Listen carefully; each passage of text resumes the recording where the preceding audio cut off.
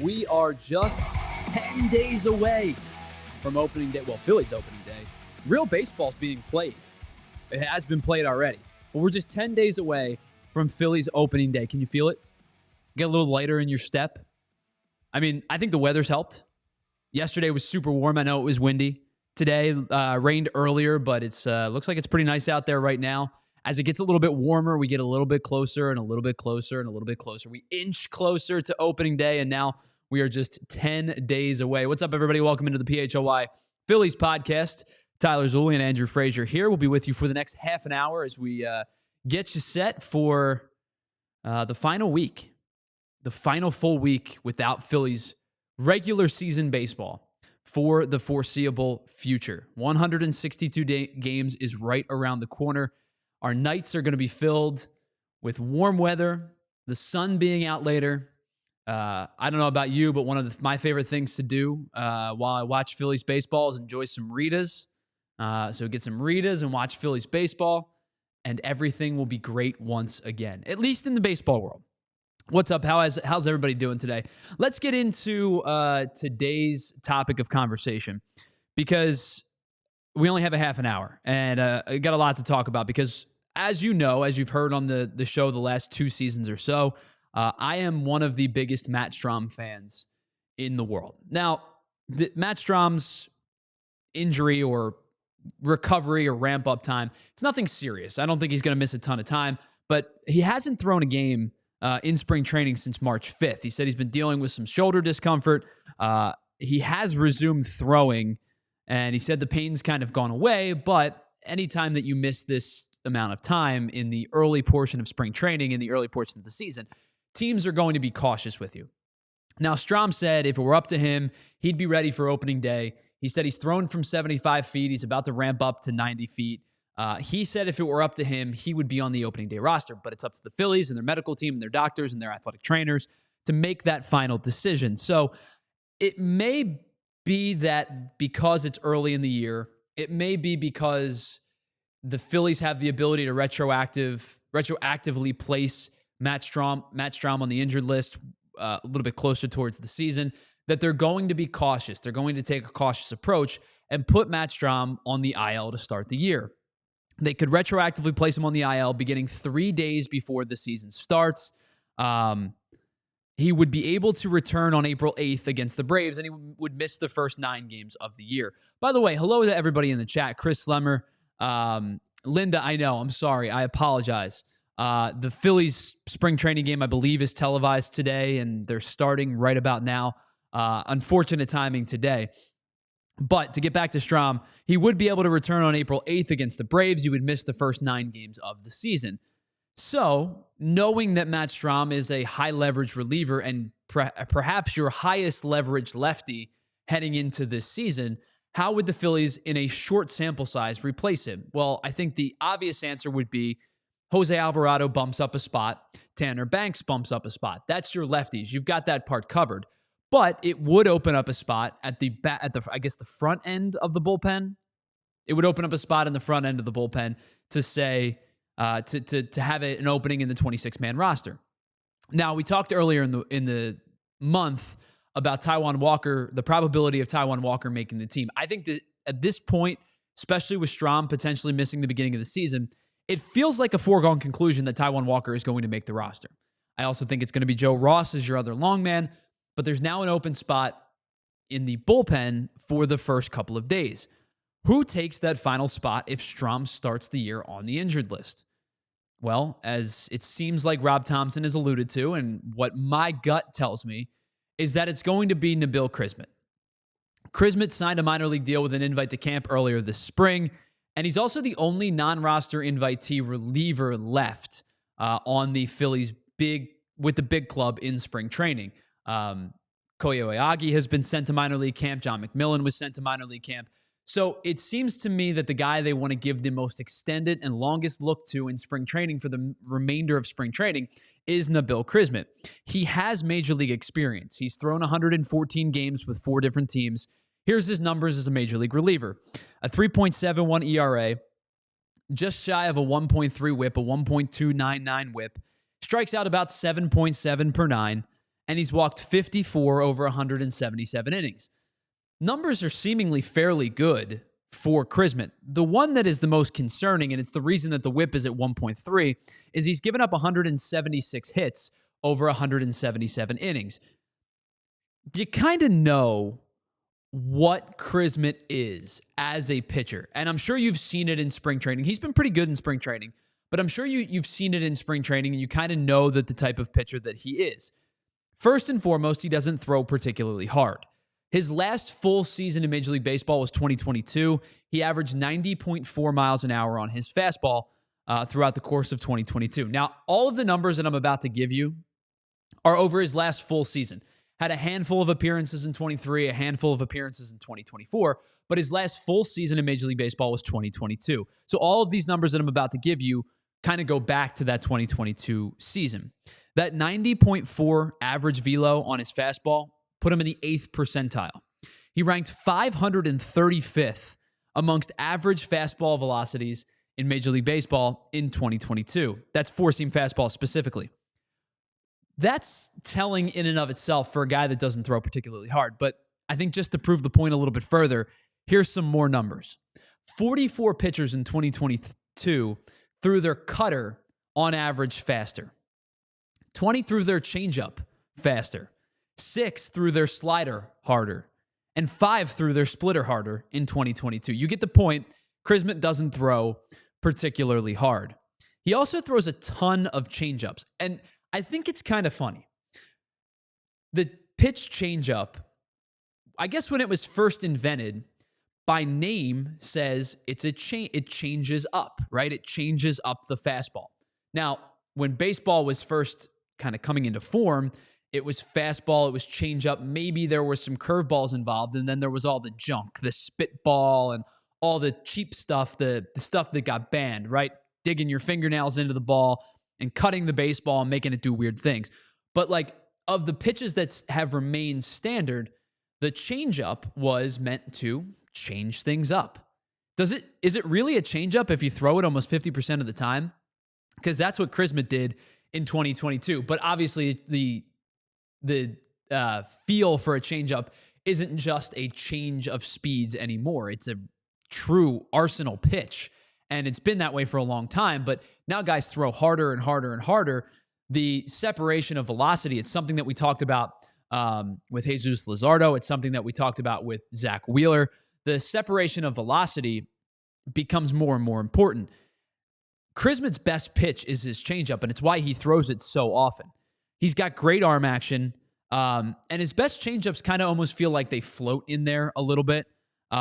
He's got the ability to generate weak contact at a high percentage, which is excellent for his changeup. He also didn't get barreled much in 2022, and he generated good chase rates on all of his pitches, but his changeup specifically.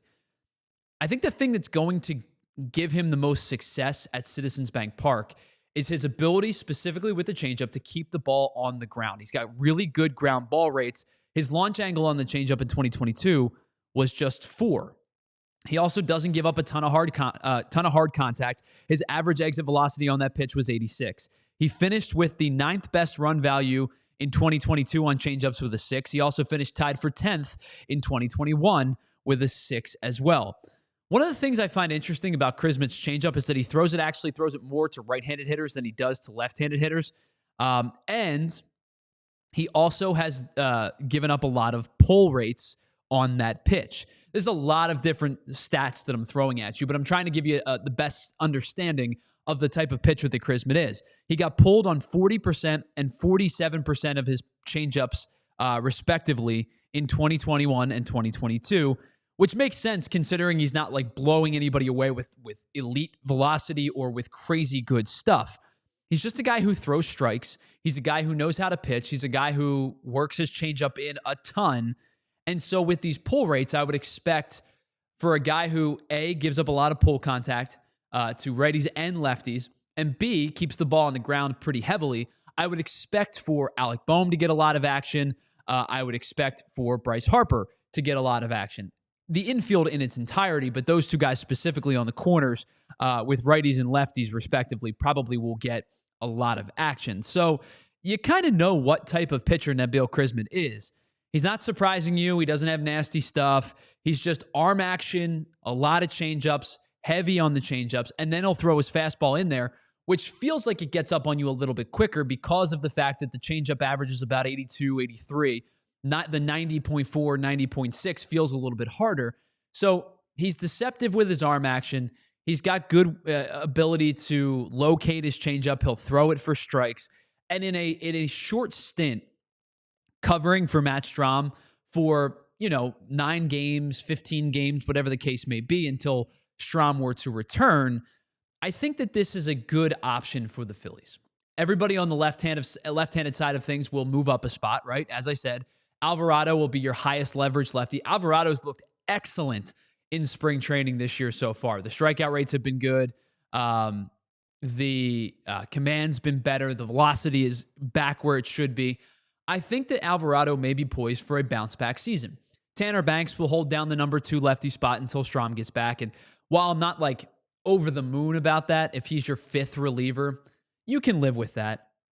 So I think Chrismet makes the most sense. He doesn't have the best stuff of the guys that are available, but I don't think they're going to make any crazy moves. Now, the one thing with Chrismet is he is a non-roster invitee. So he's currently not on the 40-man roster. The Phillies would have to put him on the 40 in order for him to be on the 26. With that being said, the Phillies 40-man roster currently sits at 40 guys. They would have to make a move, a corresponding move, in order to fit Chrismet on the 40, which would mean they would have to DFA a player and send somebody through waivers in order to clear that spot. Who would that be exactly? I don't think it's going to be a position player. They're super thin at position player already, especially with Weston Wilson missing time. They may end up having to, I don't think it's not changing the 40, but it's going to change the 26 about, is it going to be Cody Clemens or is it going to be Buddy Kennedy, or do they bring in somebody super late in spring training once guys start getting released from their non-roster invitee type of minor league contracts? But if you ask me right now who my guess is for the player that's going to be put on waivers and removed from the 40, it's going to be Tyler Phillips. That would be my guess. He's out of options after being sent to AAA late last year. He started, had a couple of decent starts for the Phillies, was excellent in a start or two, but then really, really struggled, was awful in Seattle, was awful in Toronto. They ended up having to send him down and burn that final option that could have been saved if he would have stayed on the roster until September. But when Taijuan Walker came back, they opted to send Phillips down and promote Taijuan Walker back to the 26, which of course makes sense because all of the monetary investment that they had in Taijuan Walker. So my guess is it'll be Tyler Phillips who gets DFA'd. He hasn't been very good in spring training. He's given up 8 runs, 8 hits, 15 base runners in less than 8 innings pitched. Right now, I just don't think he's a major league pitcher. I would guess that the Phillies will DFA him and attempt to try to pass him through waivers. Does he get claimed? Maybe, maybe not. I don't know. If he does, then I think the Phillies will just say farewell, best of luck, because I just don't think they need him at this current time. But if he does get claimed, the Phillies do have some depth in the minor leagues. They acquired Kyle Tyler. They acquired Devin Sweet, excuse me. Not everybody's a starter that they acquired. Tyler is the starter, but they've got enough depth at the AAA, quad A type of guys to be fine with losing Tyler Phillips. So I think if you had asked me right now, who is the guy that they would DFA to make room for Chrismet if he makes the 26, it would be Tyler Phillips. Time will tell if Matt Strahm is going to be available on opening day. My guess is they're going to be cautious with him and say, hey, just take your time getting back, ramp up the way that we want you to ramp up, throw a couple of bullpen sessions. You'll be back in the beginning portions of April. You're not going to miss that much time. You're only going to miss 9 games. We'll get you back when we can get you back. And Chrismet is the guy that I think is going to benefit from that in the early portions. Now, when Strahm comes back, we'll see what Chrismet does. Maybe they're going to have to make a corresponding move to get Strahm back on the roster, but we'll see what happens. Before we go any further, I want to take a break really quickly because we're already halfway through the show and tell you about some of our friends here at PHLY. And as we get closer to the moment being the first game of the season, remember, whatever the moment, it's never ordinary at Bet365. Bet365 has 90 million users worldwide, and they are treated to 780,000 live stream events each and every year. But my favorite thing about Bet365 is the early payout action you can get on the NBA and the NHL throughout the rest of the season. If you get your early payout on Bet365 in the NHL, if your team's up by 3 goals at any point in the game, you'll get instant payouts on straight bets and parlay selections marked as winners. The NBA, same thing. If your team's up by 20, you can do the same thing and get paid right away. Tomorrow, NBA tip-off action for Tip-Off Tuesdays. Place a qualifying parlay bet of $20 or more on Tuesday's game and get an additional $25 in bonus bets. And listen, time's running out before this news that may not be breaking anymore, but it's still important. New customers up until the end of the month get $150 in bonus bets when you bet $5 win or lose. So all you have to do is sign up, use the code PHLY365, deposit your first $10, and place a bet for $5 and get $150 in bonus bets whether you win or lose. Bonus bets can be used on spreads, totals, player props, futures, and so much more. Whatever the moment, it's never ordinary at Bet365. Must be 21 and physically located in PA. If you or someone you know has a gambling problem and wants help, call 1-800-GAMBLER. And with the first couple of games getting here very, very quickly, I can't recommend enough. If you need to get last-minute tickets, our friends over at the Game Time app. Game Time has the best experience. The interface is easy to use, and it is it's going to feel like a personal experience. So let me tell you about my personal experiences using Game Time. I've talked about the concerts that I've bought tickets for in the past. My mom and I were looking for tickets to Queen with Adam Lambert. We were able to use the Game Time app not only to get the best price, but to see exactly where our seats were going to be. The stage, you know, when you're at the center, the stage is kind of tucked in the one corner. You don't want to be looking at the stage from a corner angle. So we found the best seats at the best price by using the seat locator to find out where we wanted to sit, because they had this long runway. And you could see Adam Lambert walked it, Brian May walked it, and we just wanted to have the best view of the show. And so my mom and I were able to use the seat locator to find exactly where we wanted to sit. But the best thing about one of the great things about our friends at Game Time is that they have curated deals to make you find the best price with great seats. There's super deals for each and every event. And it's not just concerts, it's games, it's theater, it's comedy. Whatever event you're looking to go to, Game Time has you covered. They will have the lowest price guarantee, or Game Time will cover you 110% of the difference. So take the guesswork out of buying tickets with Game Time picks. Download the Game Time app, create an account, and use the code PHLY for $20 off your first purchase. Terms apply. Again, create an account and redeem the code PHLY for $20 off. Download Game Time today. What time is it? That's right, it's Game Time. Welcome back to the PHLY Phillies podcast. Tyler Zulli and Andrew Frazier. And before we jump back into the conversation, Andrew, if you wouldn't mind showing our friends what events we have coming up here at PHLY. Of course, we are just a couple of days away from opening day, but the Phillies home opener is next Monday. And of course, the official PHLY tailgate with our friends over at Cavs Catering will be Monday, March 31st.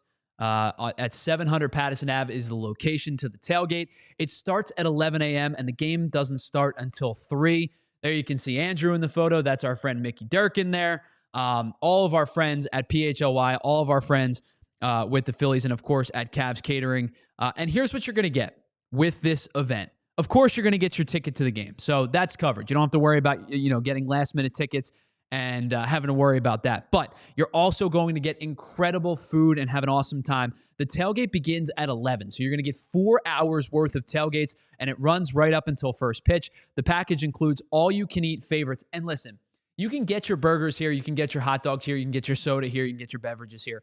But how about filet mignon sandwiches? Andrew, you had some, right, last time we were there? I did. And how good are those filet mignon sandwiches? Phenomenal. So good. I can't recommend it enough. Unlimited drinks, a live DJ with entertainment. DJ Nick will be there. And, of course, your ticket to the game somewhere in the section between 4:30 and 432. So head on over to allphly.com to get your tickets. And of course, our PHLY diehards will get the discount code sent to them, and they'll get their discounted price on this event. Andrew, you were there last year. I was there last year. We had a bunch of fun, a bunch of friends. Tons of fun. Good food, good tailgate. And then we went into the Phillies game.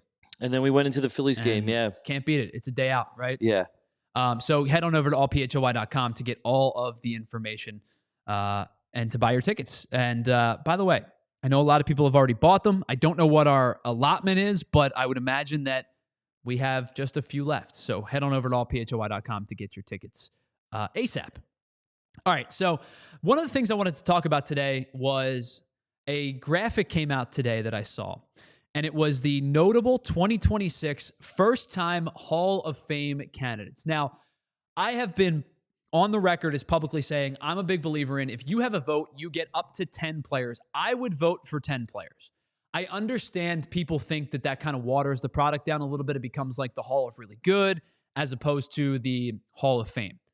But I think it's part of your duty to vote for the best players. I'm also on the record as saying I think that I would vote for the steroid era players because it was part of baseball and baseball perpetuated it.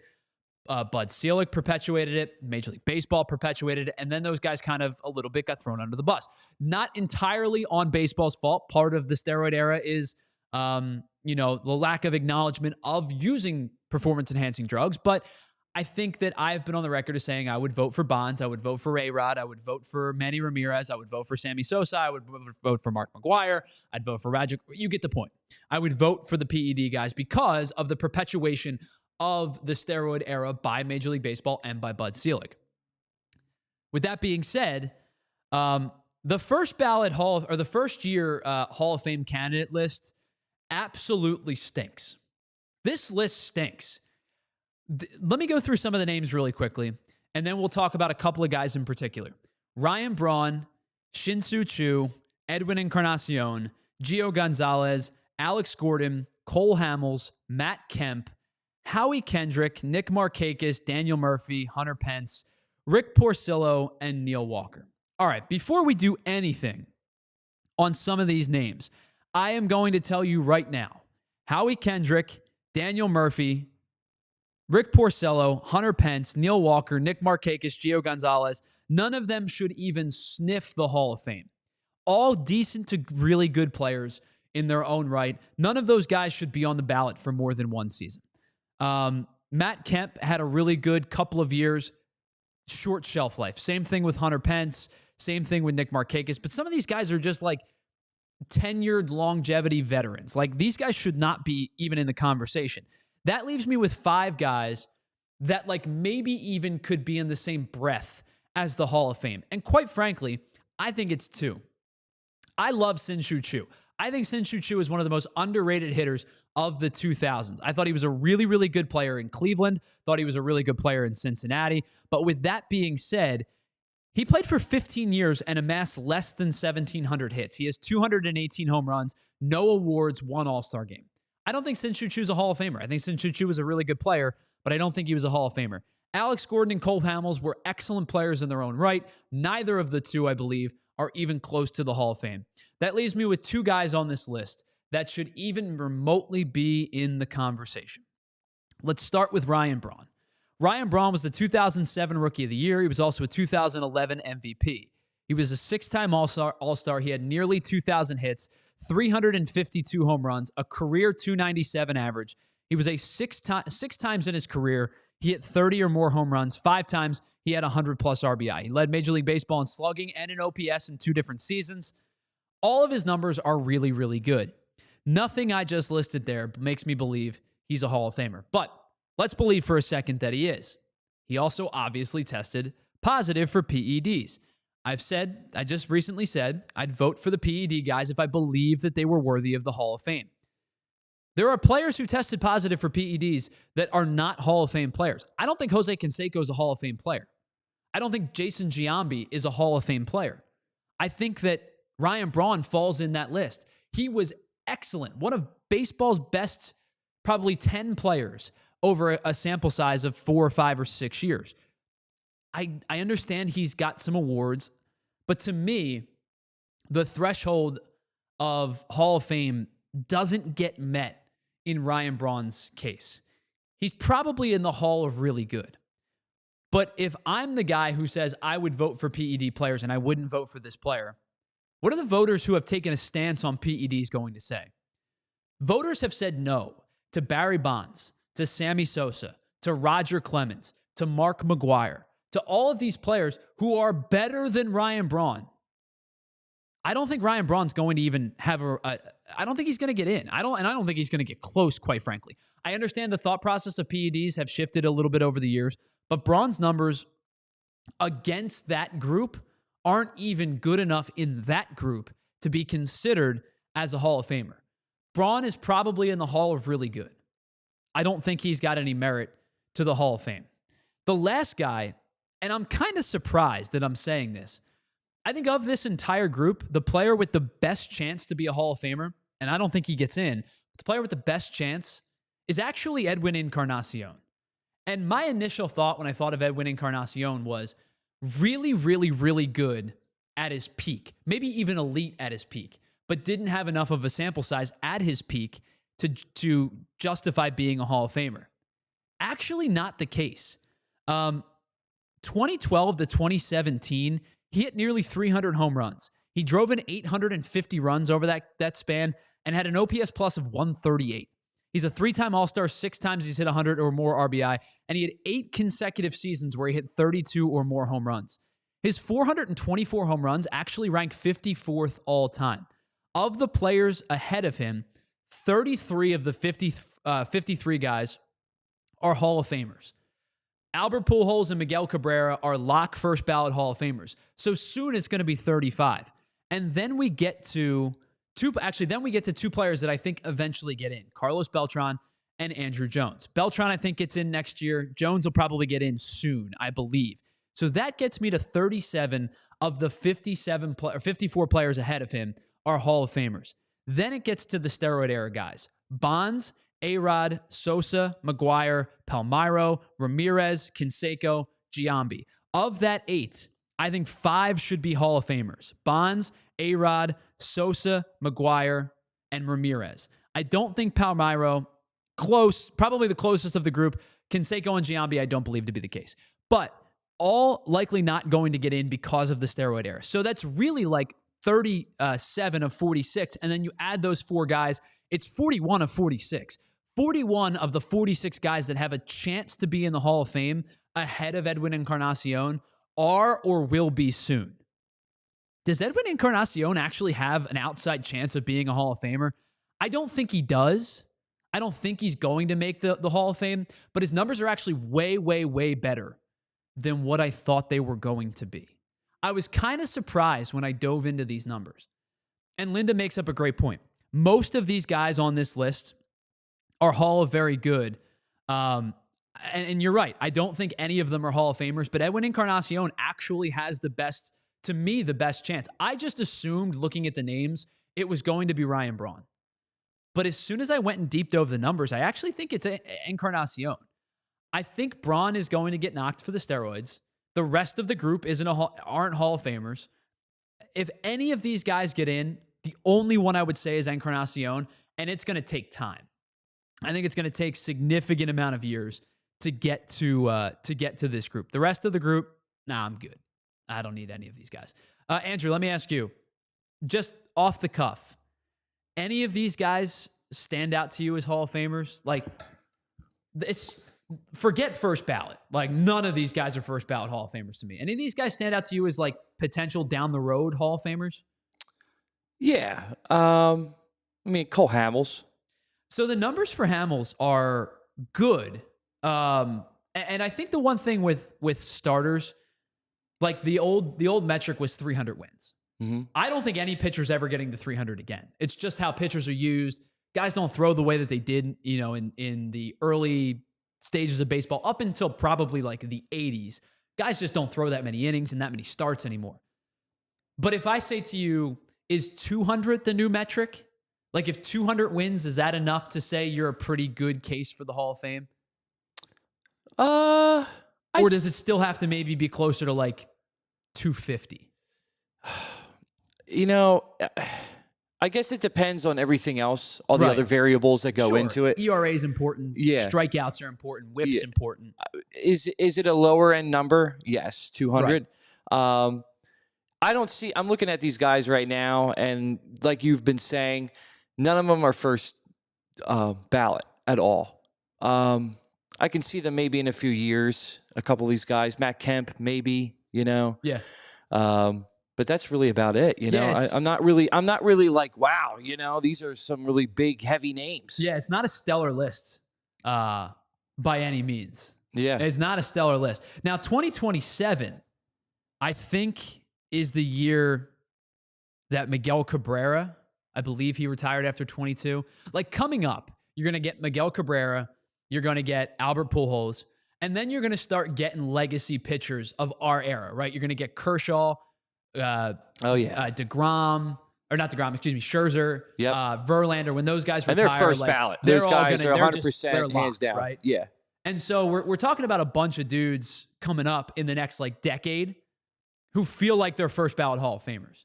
The interim, between now and Miggy and Pujols and that group, whenever they decide to retire, it feels like it might be a little light. And that's where I think the Beltrons, the Andrew Jones, those guys are going to start really elevating and probably get elected in the coming years. Yes. But that group there, man. I do like Linda's comment in the chat. She said most of these guys are the Hall of Very Good. Yeah, it's Hall of Very Good. And I think that is very appropriate for this. It's Hall of Very Good. All right. We're just about to get out of here. And by the way, if you're checking us out on our streaming sites, head on over to allphoy.com to watch the rest of the show. But I have to give my bold prediction. We have just 2 Mondays left before the regular season starts. Bold prediction for the National League Central this year.